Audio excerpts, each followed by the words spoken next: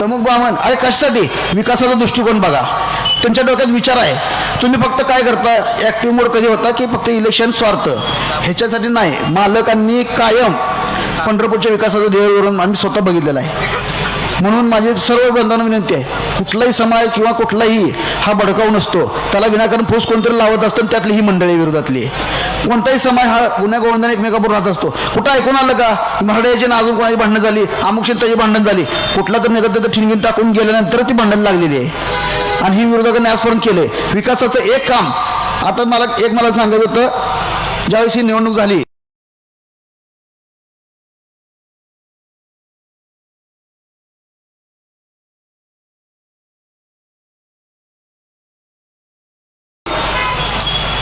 तीन सरकार आपलं बसलं 3 वरती त्याच्यानंतर करणार अशा गोष्टी होत्या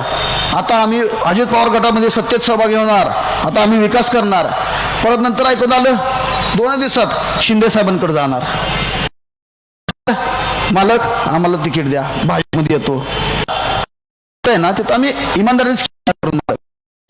आणि तुम्ही किती शिरले तुम्ही कोणाकोणाचे पाय घासले दरवाजे उंबरटे झिजले हे कधी सांगणार आहे का नाही मग गद्दार खरं कोण आहे हे तुम्ही ठरवावं आम्हाला कायम गद्दार तुमच्यापाशी राहिलो की आम्ही इमानदार राहतो आम्ही बाहेर गेलो की आम्ही गद्दार ठरतो मला हेच आमच्या कपाळावर मारायचा प्रयत्न केला परंतु मी त्या तालमीत शिकलेलो आहे मला ते बोलायला लावू नका मी बोलायला लागलो तर काय भरपूर बोलता येईल मला एकच आहे मालकांच्या दृष्टिकोनातलं पंढरपूरची बघायचं असेल तर आपल्याला येत्या 2 तारखेला कमळाच्या चिन्हासमोर येईल शामूल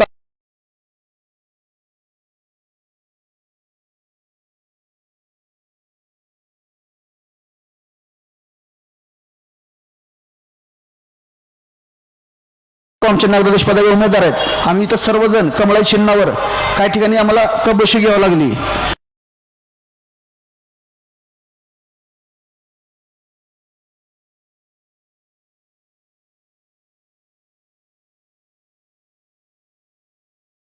त्या कबशीच्या बटनासमोर येत्या 2 तारखेला आपण भरभरून मतदान करावं एवढीच या ठिकाणी विनंती करतो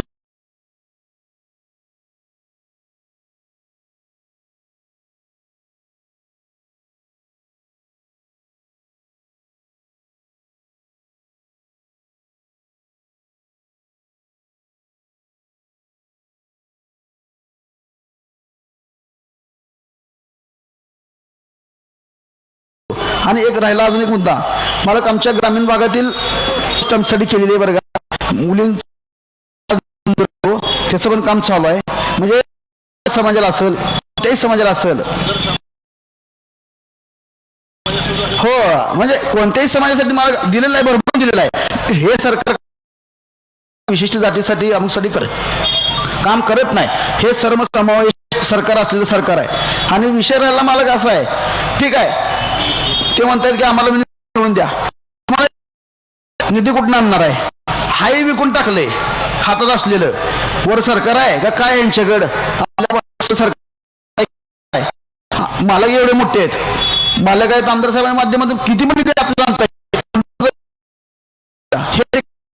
काय विकास तिथं तर बघा कसं असतं ती म्हणजे प्रत्येक ठिकाणी आज गल्ली बोळात रस्ते झालेले आहेत आलेल्या रस्ते करायचे तिथल्या योजना सगळ्या बघायचे 4था टप्पा देण्याचं आहे शहरातला उपनगरातला असेल शहरातला असेल विकासाच्या बाजूने उभं राहावं भावनेचा मुद्दा हा काही विकास नसतो भावनेवर पोट भरणार नाही किंवा विकास होणार नाही विकास हा फक्त पैसा निधी आल्यानंतर विकास होणार आहे 2 तारखेला मायबाप बंधूंनी 2 तारखेला कमळाच्या बटनासमोरील